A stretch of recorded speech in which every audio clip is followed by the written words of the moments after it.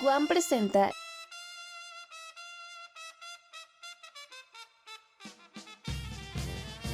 Librofest Metropolitano 2021 virtual, del 20 de septiembre al 1 de octubre. Te esperamos.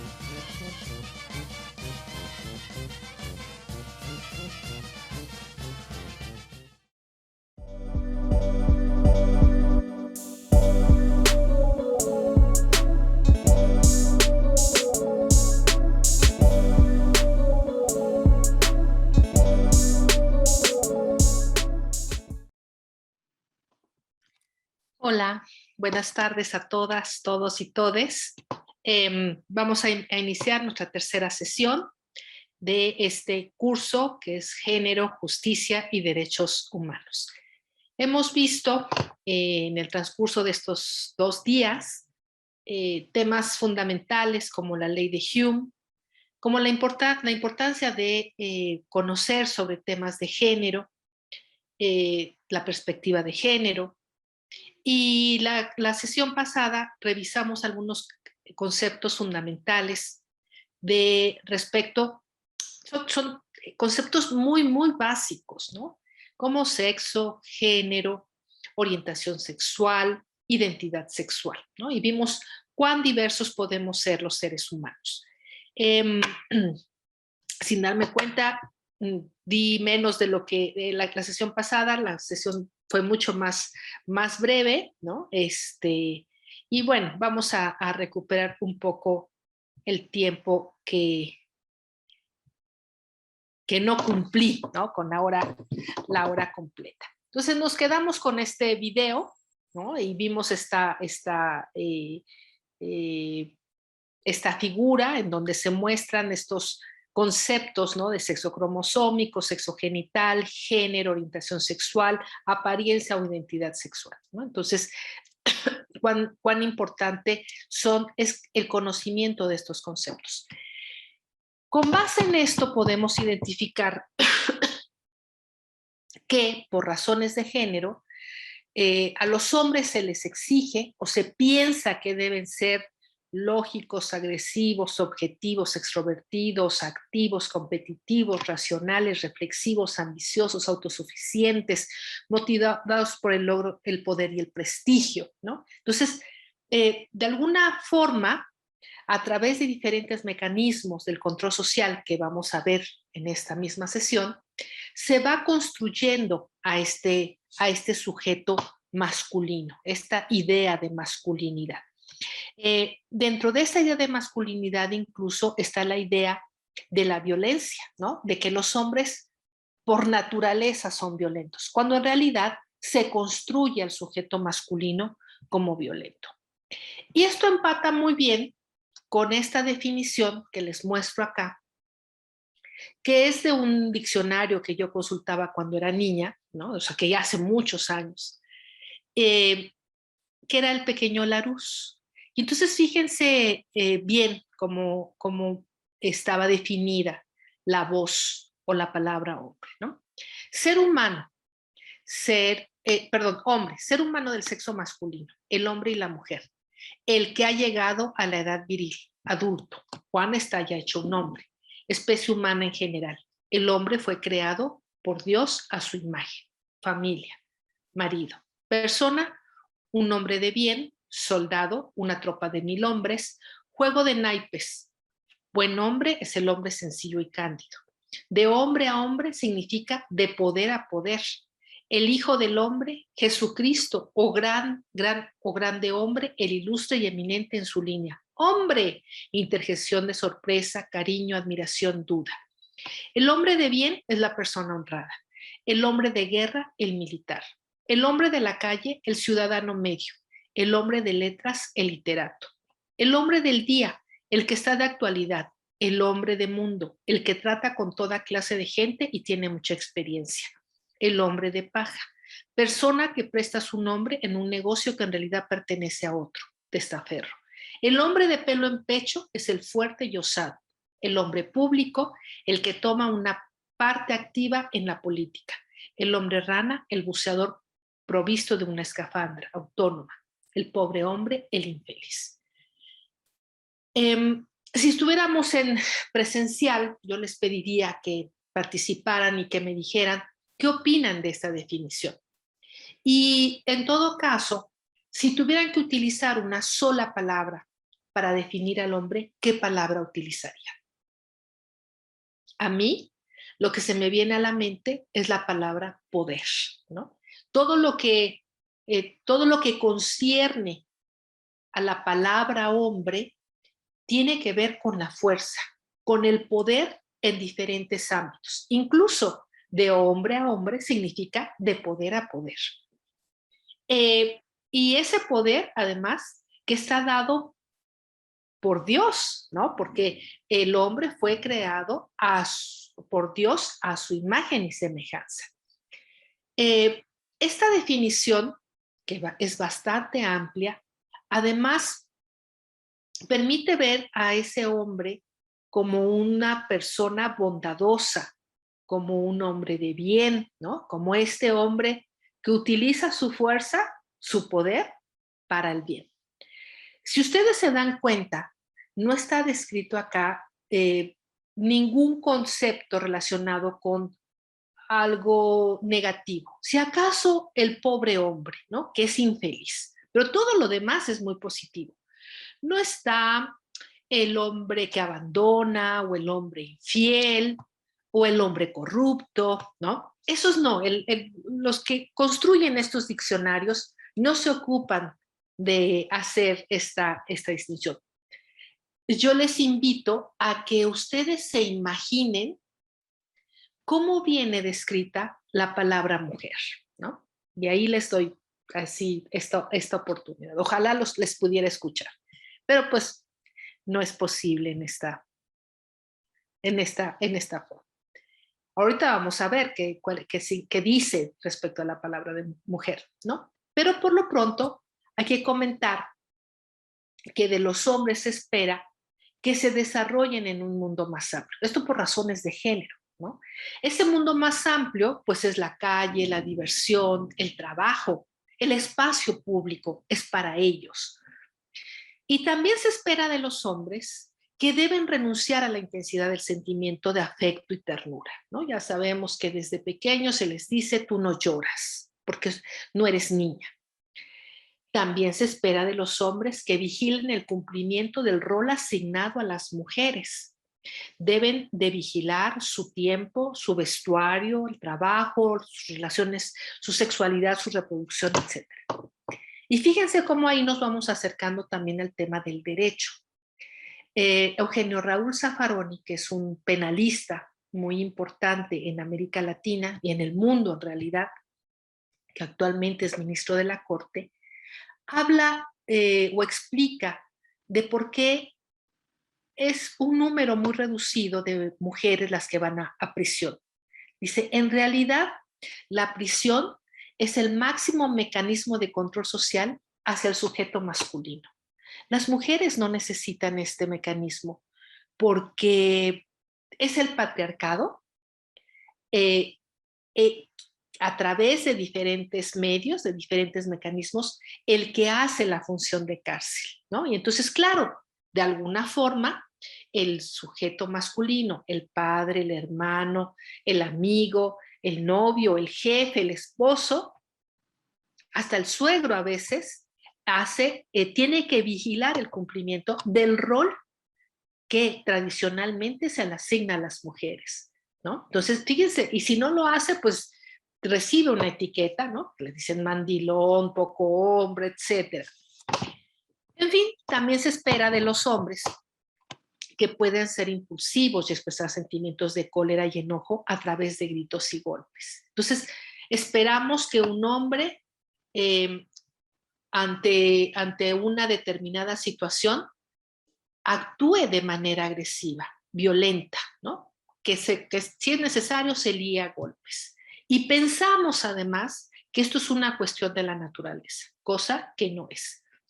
También se espera que debe ser fuerte en lo físico y en lo emocional, ¿no? Entonces, imagínense, pobres hombres, porque ellos tienen que ser buenos proveedores, tienen que proveer no solamente la comida, el alimento, la casa, el sustento, sino también deben proveer seguridad y deben de proveer incluso el buen sexo tienen que hacer, ¿no? Tienen que ser fuertes.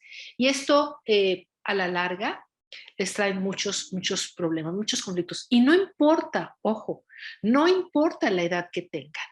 ¿Cuántos casos pensemos de familias en donde está ausente el padre? Por diversas razones, ¿no? Pensemos que se muere el papá y aunque el niño tenga 8 años de edad, por ejemplo, se le dice, ahora tú eres el hombrecito de la casa, ¿no? A pesar de que está una mujer, una señora, que es, o sea, por supuesto mayor que él, ¿no? Porque es su madre, ¿no? Pero él es el hombre de la casa y entonces imagínense toda la responsabilidad que cae sobre sus hombros.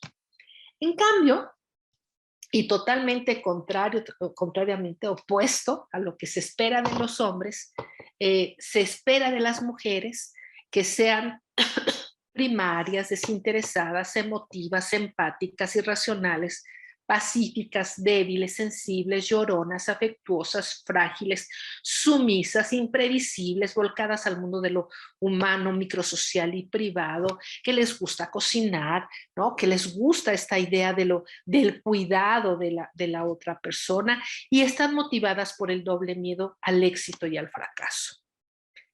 ¿Qué se espera de las mujeres?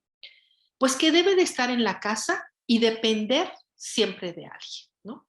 Entonces, recuerde que las mujeres pasamos de ser las hijas de, las hermanas de, las novias de, las esposas de, las ex de y hasta las viudas de, ¿no? Siempre estamos relacionadas con un hombre y siempre nos han hecho creer que nosotras, por nosotras mismas, no podemos lograr algo. O sea, ¿cuántas mujeres intentan, y eso ahora recientemente en un programa de radio que les invito a que escuchen, que se llama Género y Justicia, la UAM en voz alta, y en la cual invitamos a algunos estudiantes de la UAM a que participaran, hablábamos de cuántas mujeres todavía hasta el día de hoy estudian alguna licenciatura con la finalidad de encontrar una pareja, ¿no? Y así lograr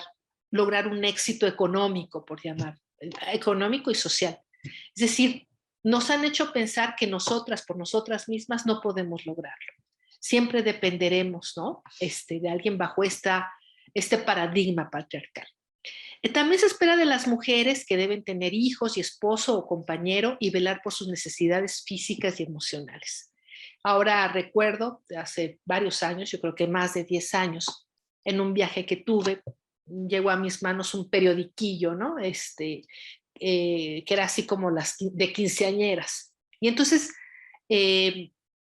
entrevistaban a estas jóvenes de la alta sociedad y me llamó la atención porque les preguntaban que cuál era su proyecto de vida. ¿Y qué creen que decían?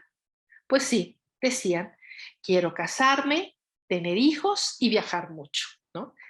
Pues miren, casándose y teniendo hijos, difícilmente van a poder viajar mucho, ¿no? Pero esa es como la expectativa que tenemos porque estamos muy imbuidas en este sistema y en este discurso totalmente patriarcal y la idea del amor romántico, que nos hace pensar que nuestro único objetivo en esta vida debe ser tener una hermosa familia, ¿no? Y que pues dependeremos de un hombre que nos va a mantener por siempre.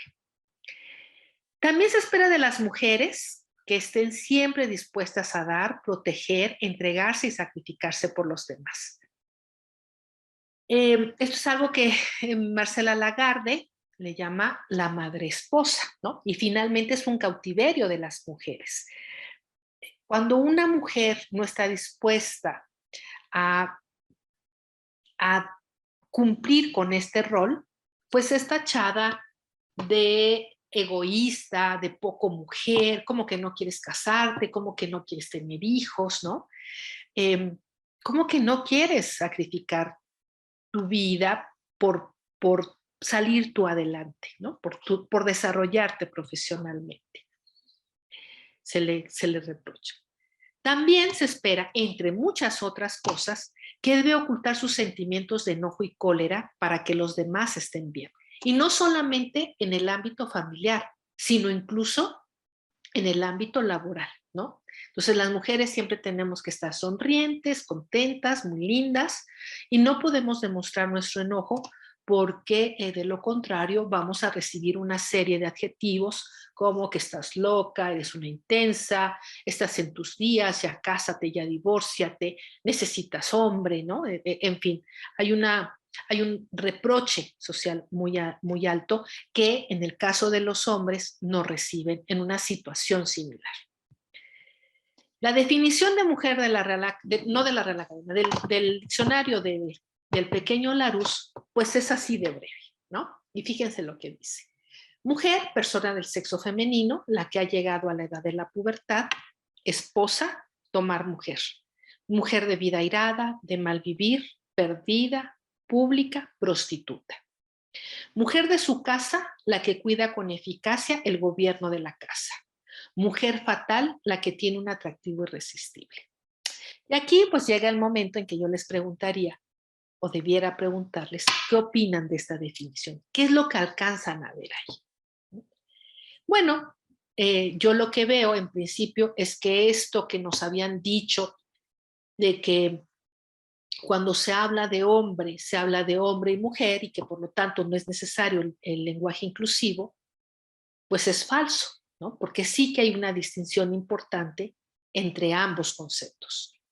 Luego también lo que veo es que hay como dos tipos de mujer, ¿no? Como que socialmente se observan dos tipos de mujer. Una mujer buena y una mujer mala. La mujer buena, pues es la que está en su casa, en ese espacio doméstico que le corresponde. Y quizás deba regresarme un poco a esta parte, ¿no? Aquí, en lo que se espera de los hombres, en cómo se espera de los hombres que su espacio sea el ámbito público, el ámbito de la calle. No así en el caso de las mujeres, que debe estar en su casa. Y les quiero compartir la anécdota de, no la anécdota, un video, ¿no? No vamos a ver, pero ojalá lo puedan buscar. Yo lo vi hace varios años en un programa del Canal 11, en el que se hablaba de las mujeres voladoras de Papantla, ¿no? Ustedes saben este ritual, que resulta bastante peligroso, ¿no? Y entrevistaban a una joven que hacía ese ritual. Y ella explicaba pues que gracias a esta experiencia había viajado por todo el mundo, pero que su madre no estaba nada contenta con eso y que culpaba a su papá, ¿no? de este ejercicio por parte de ella. ¿Por qué el papá? Pues ella relataba que en su pueblo, en Veracruz, todavía era costumbre que cuando nacía un niño, el cordón umbilical lo sembraban en el patio de la casa, generalmente abajo de un árbol. Pero cuando nacía una niña, lo que se acostumbra es tomar el cordón umbilical y guardarlo, ¿dónde creen ustedes? Pues sí, abajo del fogón, ¿no? Dentro de la casa. Fíjense el simbolismo que esto representa. Para ellos el espacio público, para ella el de la casa, el de la cocina. Y entonces cuando ella nació, el papá se puso muy listo. Tomó el cordón umbilical y corrió lo más rápido que pudo y subió a un árbol, el más alto, y lo puso en la punta del árbol. Por supuesto, esto no es magia. Tenía que ver justo con esta disposición del padre de no querer imponerle un destino a la hija, ¿no? Entonces, qué importante es eso. Y me regreso a esto, porque si ustedes se dan cuenta en esta definición, la única mujer que es buena es esa que permanece en su casa y que hace de manera eficiente ¿no? La que cuida con eficacia el gobierno de la casa. Si no lo hace con eficacia, tampoco es una buena mujer. Todas las demás, parece que, bueno, hay una conexión, por ejemplo, la esposa, ¿no? Que está relacionada con el hombre, ¿no? Hay un familismo que se llama, hay un sexismo que se llama familismo, que vamos a ver más adelante, ¿no? Pero además, eh, solamente es mujer la que ha llegado a la edad de la pubertad.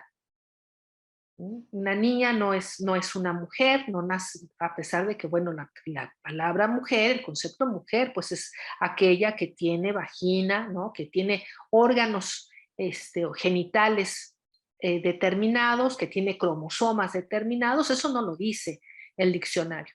Pero luego no se cansa de decir que ciertas mujeres son prostitutas. O sea, la mujer de vida airada, o sea, es prostituta. La de mal vivir es prostituta.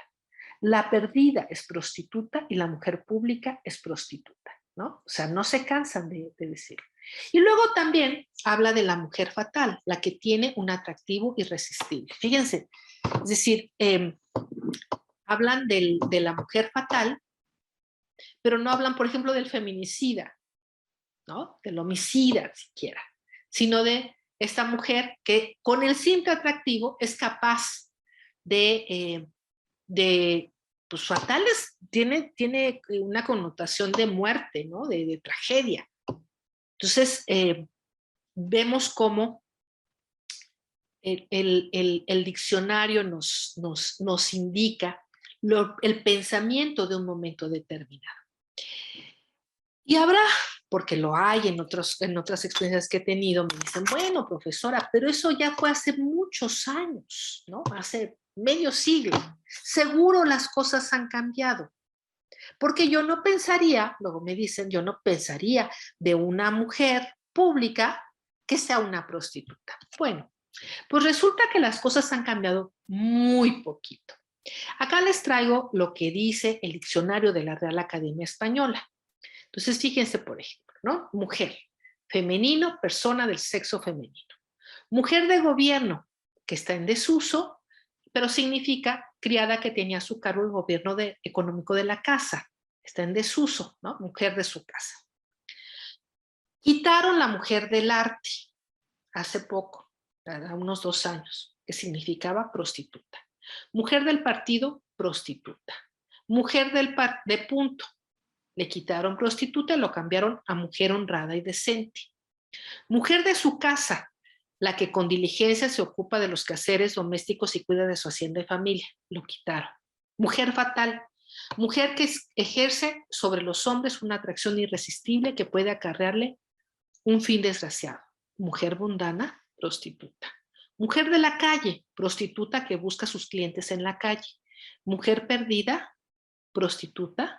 Mujer pública, prostituta, ¿no? Es decir, reiteradamente utilizan el sustantivo prostituta. No se cansan. Y ahí otra vez, ¿no? La invitación pues al análisis, a la reflexión. ¿A quiénes les llaman prostitutas?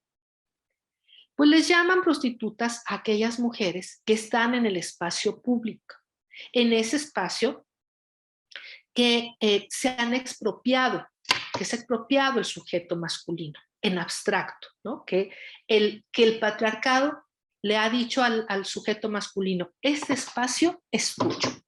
Y está bien lo que hagas allá en el espacio. Las mujeres no deben de intervenir, ¿no? A menos de que sean prostitutas. Entonces, fíjense, ¿dónde no nos quieren? ¿Dónde no nos han querido? Pues no nos han querido en el gobierno, pero solamente como criadas. No nos quieren en el arte. Y por supuesto, ha estado desaparecido, ¿no? Este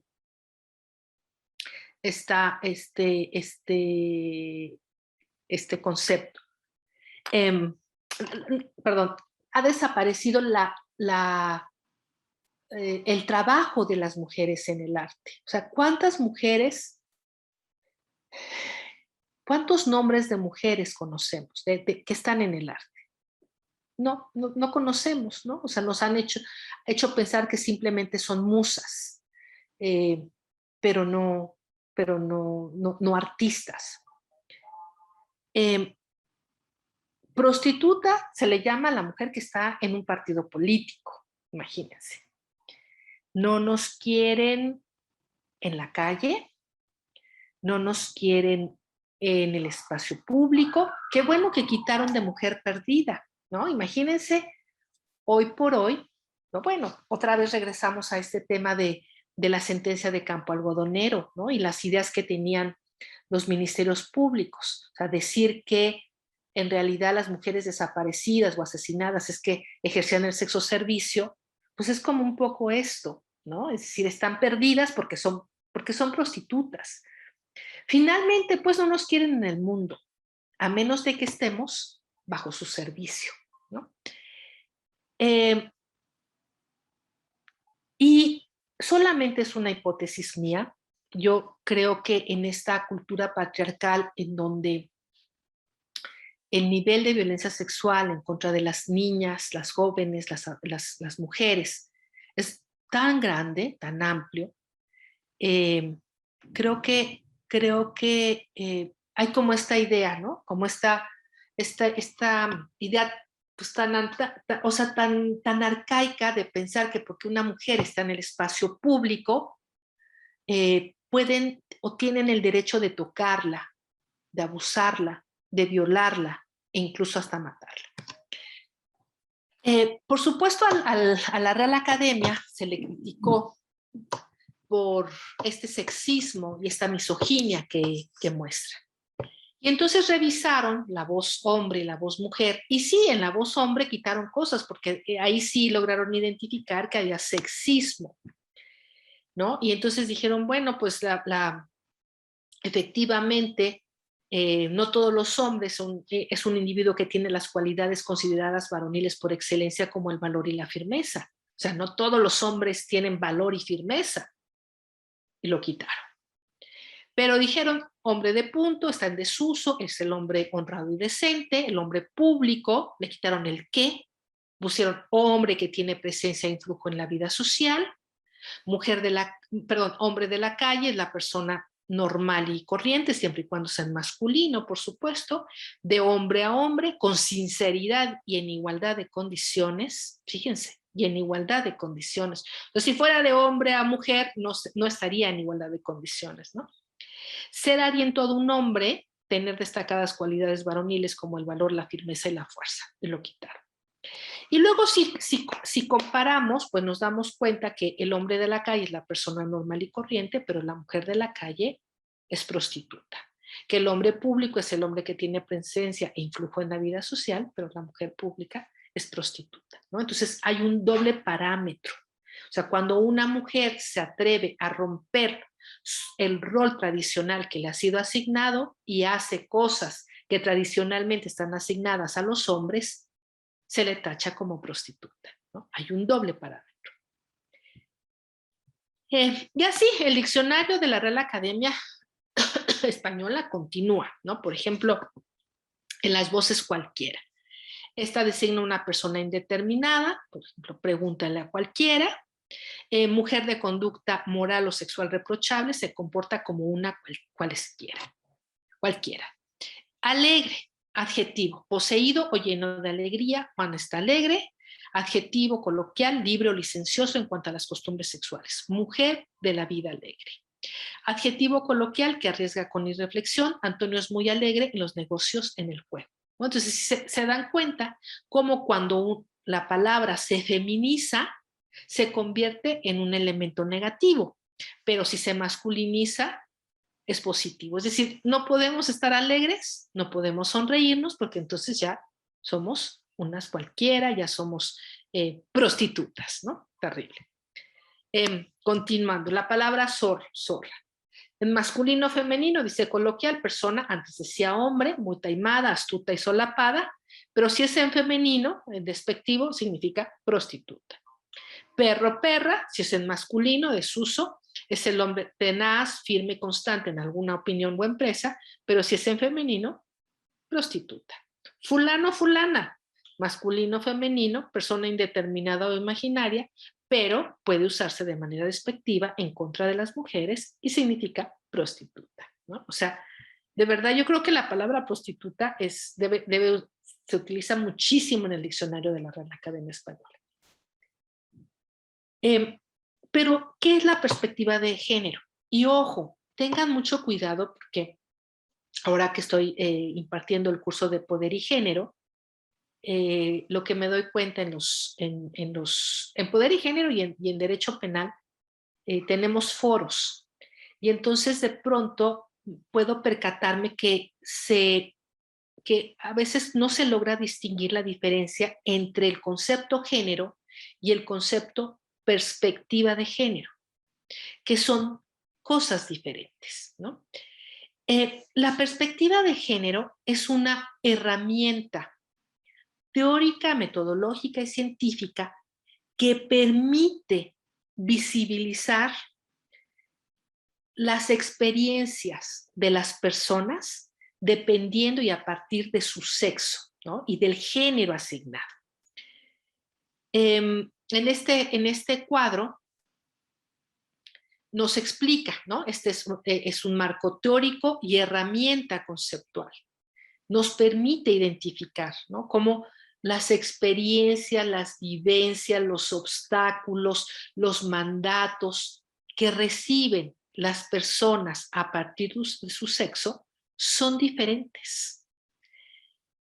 Esta perspectiva de género indaga y explica cómo se construyen reglas, valores, creencias y prácticas a partir de esa diferencia biológica, ¿no? O sea, cómo a partir de que una niña tiene vagina, pues deciden ponerle aretes, deciden ponerle un determinado nombre, deciden vestirla de una determinada manera, deciden limitarla en ciertas actividades, ¿no?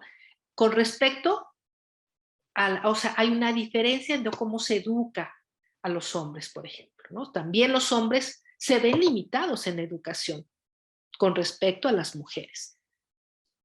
Ya vamos a hablar de eso. Pero también la perspectiva de género es una metodología para identificar, cuestionar y valorar. Cuando por ejemplo, estadísticamente, cuando se metía a todos en una bolsa, no podíamos indagar, ¿no? Estas diferencias que existían. Entonces, se pensaba que todos tenían los mismos derechos cuando no era así, ¿no? Que todos ganaban lo mismo cuando no era así. Que todos tenían el mismo miedo, los mismos miedos, cuando no es así. También la perspectiva de género señala este cuadro, la discriminación, desigualdad y exclusión, o sea, permite mirar esta discriminación, desigualdad y exclusión que se pretende justificar con base en las diferencias biológicas entre mujeres y hombres, ¿no? O sea, eso es lo que vamos a cuestionar y vamos a valorar. Y también a partir de que ya nos damos cuenta de esas diferencias, nos da herramientas para emprender, ¿no? Acciones y políticas públicas y reformar leyes sobre estas acciones, sobre los factores y condiciones de cambio que permitan avanzar en la construcción de la igualdad de género. Acá ya yo les he dicho, por ejemplo, de cómo pues no hemos tenido una rectora general. Bueno, pues habría que hacer un diagnóstico, un estudio para ver por qué las mujeres no quieren acceder y entonces crear políticas que permitan incidir en esos factores y lograr un cambio. ¿Qué es lo que busca la perspectiva de género? Y quizás antes de la perspectiva de qué es lo que busca, ¿qué necesitamos para tener esta herramienta hacer uso de esta perspectiva de género? Yo, desde mi experiencia, me parece que es muy importante tener sensibilidad, ¿no? O sea, abrir bien los ojos y mirar esas diferencias y sobre todo ampliar nuestra mirada. La perspectiva de género nos obliga a mirar los diferentes contextos, ¿no? que cada persona tiene. ¿Qué busca la perspectiva de género? Pues, en principio, desnaturalizar las explicaciones sobre las diferencias entre mujeres y hombres, basadas en la idealización de aspectos biológicos y la negación de la influencia social, ¿no? Es decir, dejar de pensar que las mujeres, por naturaleza, son más torpes o son más proclives a, a las carreras sociales o ser más proclives al cuidado, ¿no? Eso hay que desnaturalizar. También nos permite comprender los procesos a través de los cuales las diferencias biológicas entre los sexos se convierten en desigualdades sociales que limitan el acceso equitativo de mujeres y hombres a los recursos económicos, políticos y culturales, ¿no? Entonces, necesitamos comprender cómo, o sea, a partir de esta perspectiva de género y mirar estos contextos, nos damos cuenta cómo, por ejemplo, eh, históricamente se ha retrasado, por ejemplo, la enseñanza del manejo de automóvil, ¿no? Piensen ustedes, hagan el ejercicio de a qué edad sus compañeros, sus compañeras empezaron a manejar. Y generalmente los hombres inician a manejar un vehículo antes que las mujeres, muchos años antes, ¿no? A los niños, bajo ideas estereotipadas, se les enseña a conducir desde los 10, 12, 14 años de edad.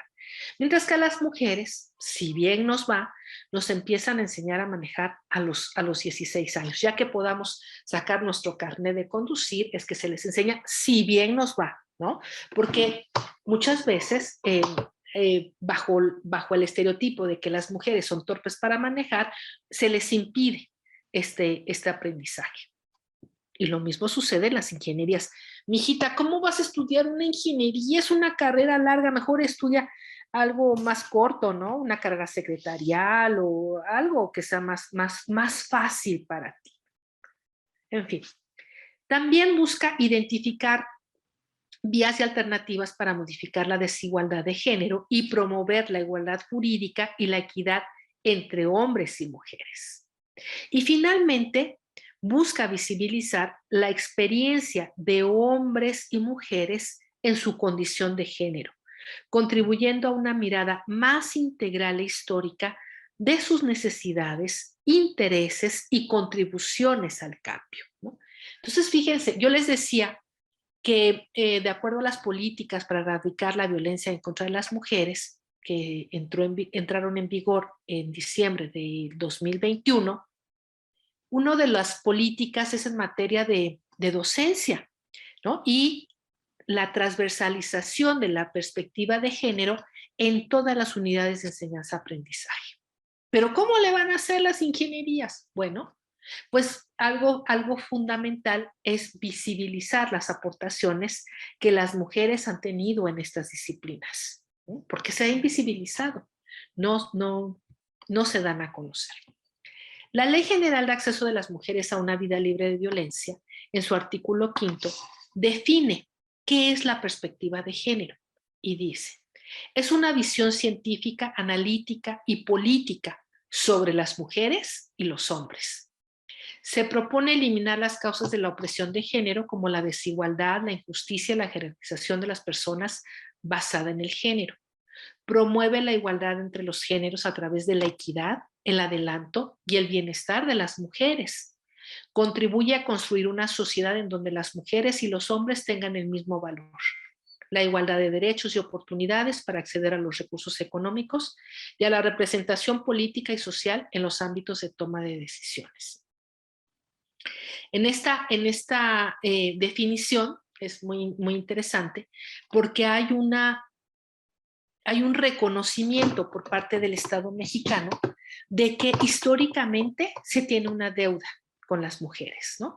Que a las mujeres se les negaron los derechos fundamentales para poder desarrollarse plenamente. Y entonces, bueno, pues ahora a través de la equidad, del adelanto y el bienestar de las mujeres, se va a buscar que se cierren esas brechas de desigualdad. Algo muy importante, aquí hay conceptos que son básicos como la igualdad y la equidad, que con mucha frecuencia se hay una confusión, ¿no? Hay quienes dicen, no, es que no queremos igualdad, queremos equidad. No, es que hay que, no, en realidad son conceptos distintos, pero muy unidos. En todos los tratados internacionales en materia de derechos humanos y los instrumentos nacionales, se plantea que lo que se debe de buscar es la igualdad. ¿Cómo lograrlo? Pues a través de la equidad, ¿no? Entonces, esta equidad que se va a ver representada a través de diversos mecanismos. Cerramos esa parte y comienzo otro tema que está muy relacionado con esto que acabamos de ver, que son los mecanismos de control social formales e informales.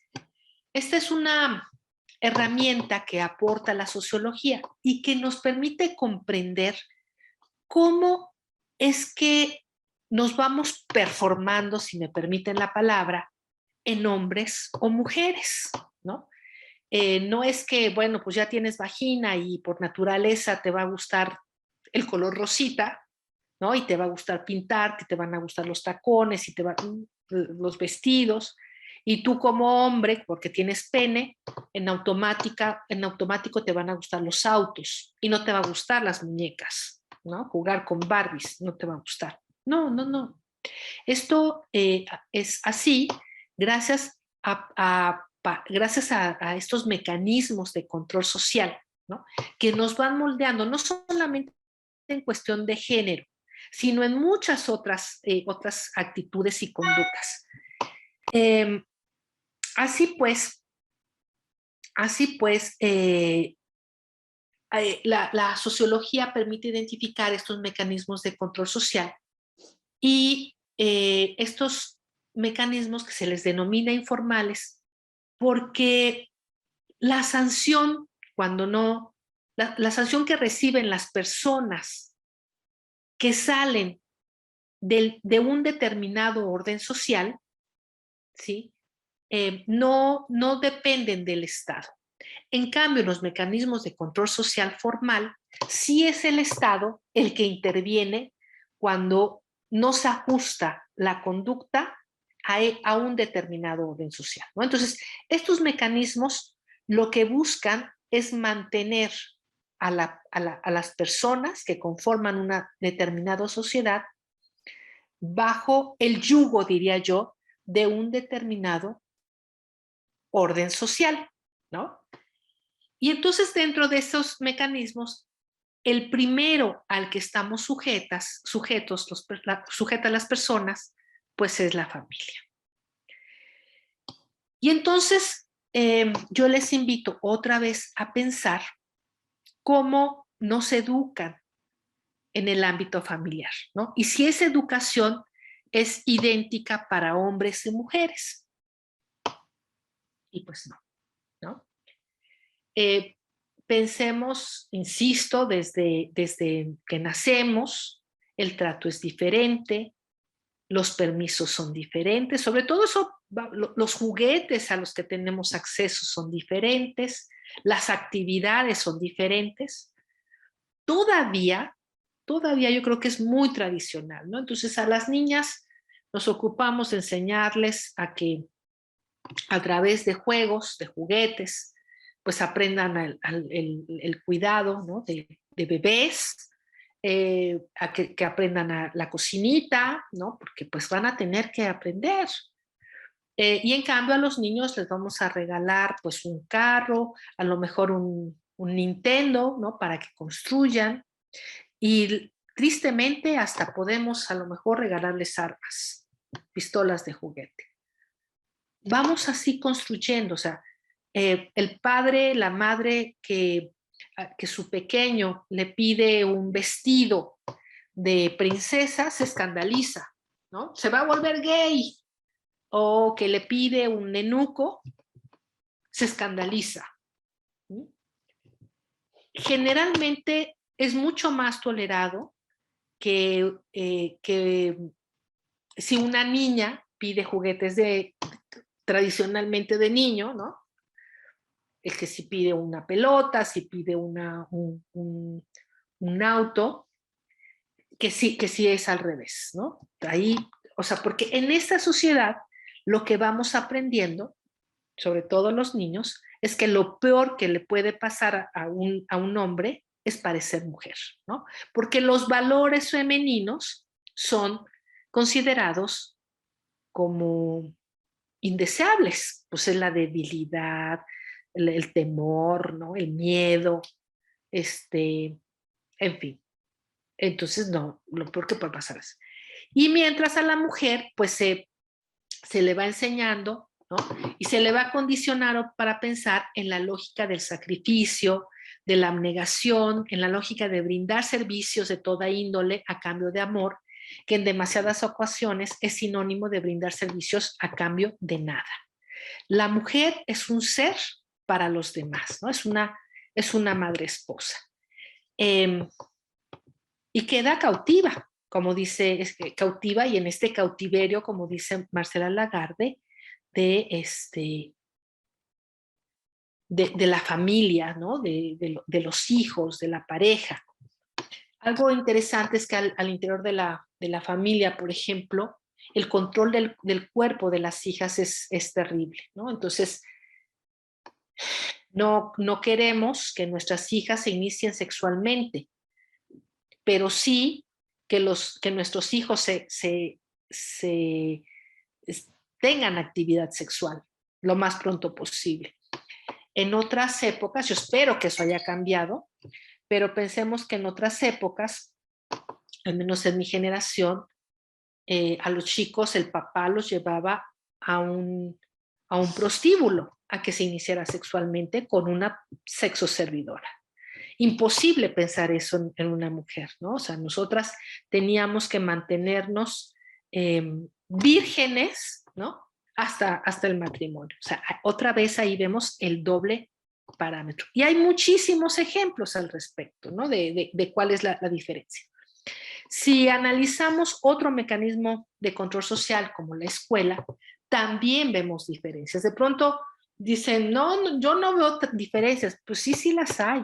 Y hay estudios científicos que pueden avalar estas diferencias, ¿no? Porque a través de esta perspectiva de género podemos ver las diferencias. Pensemos en principio en los deportes, ¿no?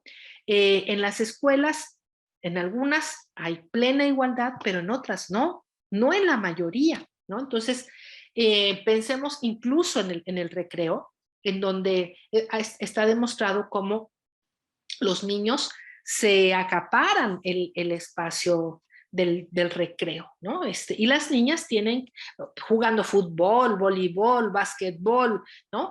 Corriendo. En cambio, las niñas están en un espacio muy limitado por temor a que las vayan a tirar, las vayan a golpear.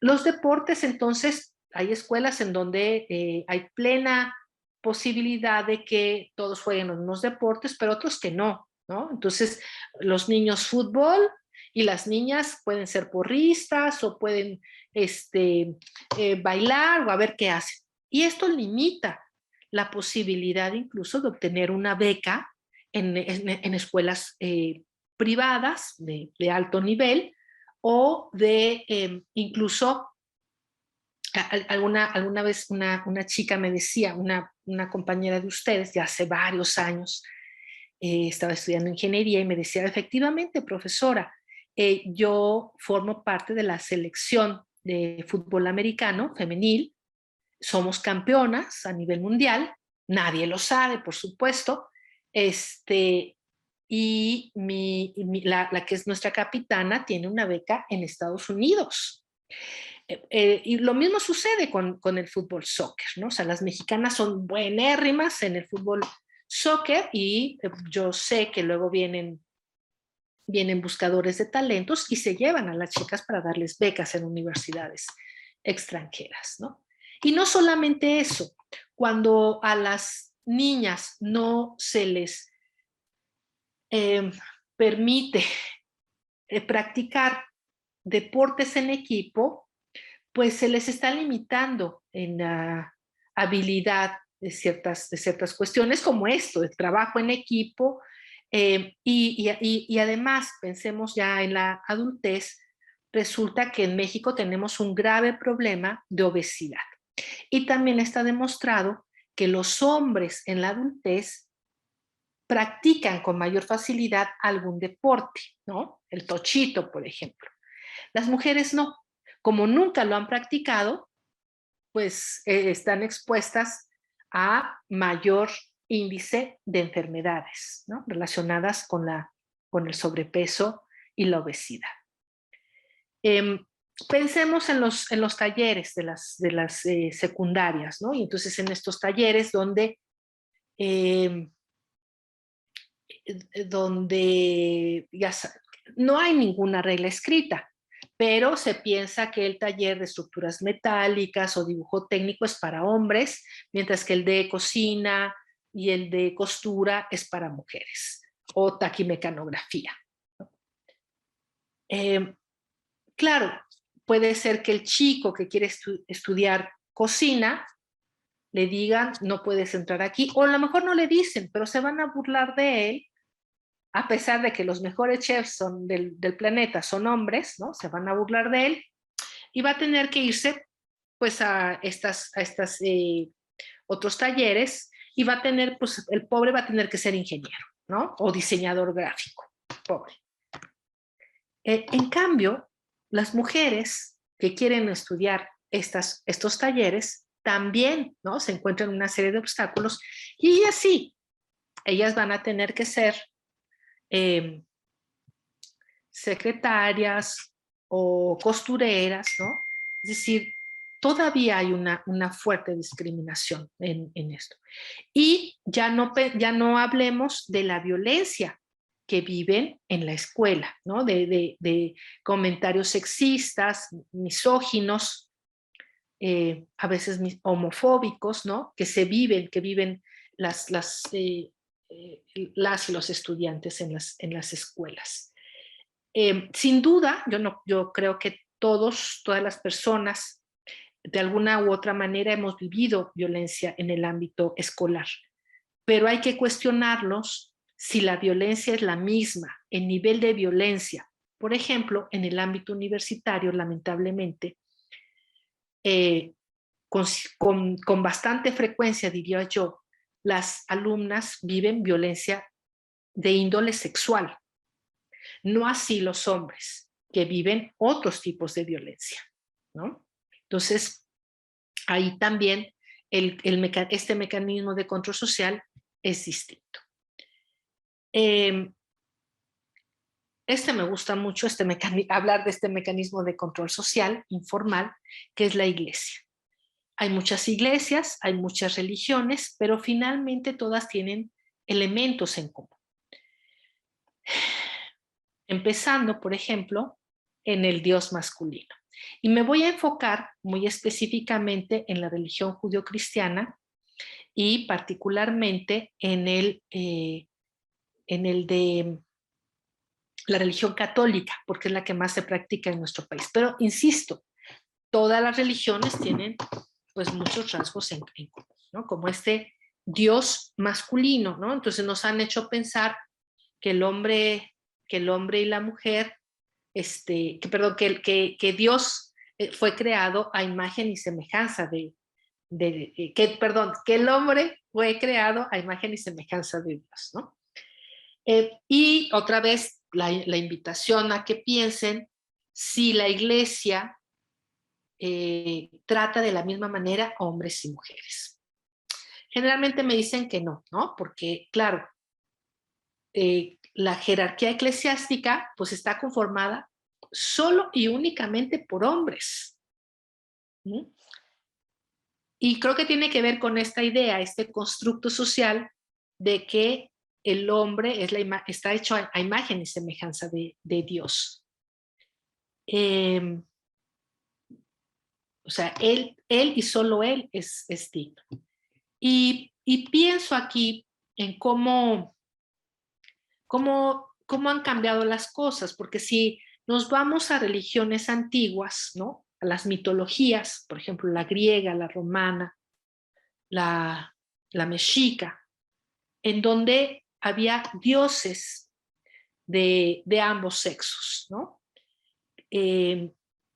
Incluso en la religión mexica habían deidades que tenían una dualidad, ¿no? Y eso es muy importante. En cambio acá dijeron, no, la mujer no aparece, ¿no? De plano, definitivamente.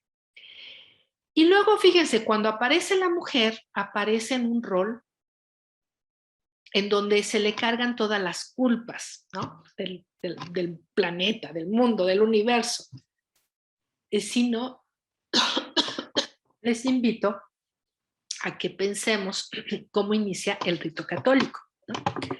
Con este rezo que dice: y yo confieso ante Dios Todopoderoso y ante ustedes, hermanos, que he pecado mucho de pensamiento, palabra, obra y omisión, por mi culpa, por mi culpa, por mi grave culpa, ¿no?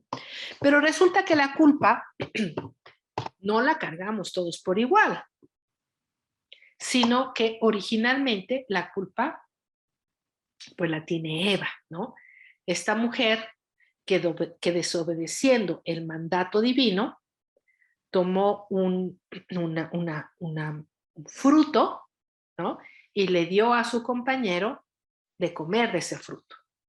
Y a partir de eso se dio la luz del conocimiento. No se interpreta así, ¿no? En los textos tradicionales, pero eso fue, ¿no? Finalmente, cuando comen del fruto, pues se dan cuenta que están desnudos y pueden ver, ¿no? Pero bueno, a Eva, la que le fue muy mal, ¿no? Porque Dios la castigó y le dijo, pues ahora parirás con dolor y te someterás, estarás al dominio del hombre, y tú, hombre, por tonto, ¿no? Por obediente a la mujer, por dejarte seducir, trabajarás por toda la vida y tendrás que mantener a esta mujer. Pero, bueno, a Eva la dejaron en los textos bíblicos, no así a Lilith, ¿no? Que es considerada como la primera mujer de Adán. Esta mujer que se rebeló en contra del dominio masculino, ¿no? Que no se quiso someter y que fue castigada, ¿no?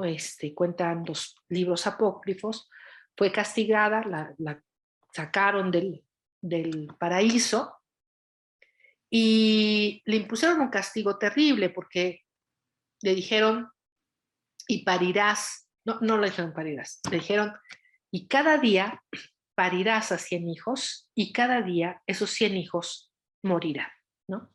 Imagínense qué dolor tan terrible, pero les comparto que en un principio pensaba yo que la muerte de los hijos era el castigo, cuando en realidad no era así. En realidad el castigo era la violación, ¿no?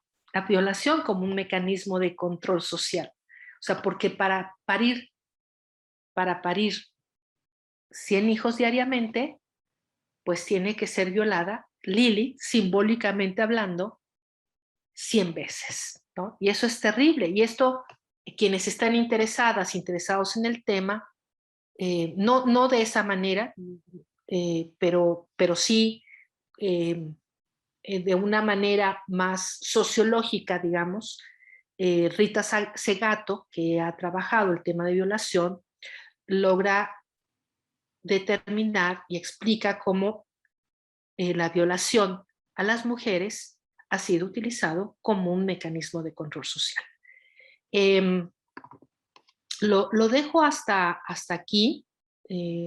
Terminamos. No termino el tema de la iglesia, pero continuamos en la siguiente sesión. Muchas gracias.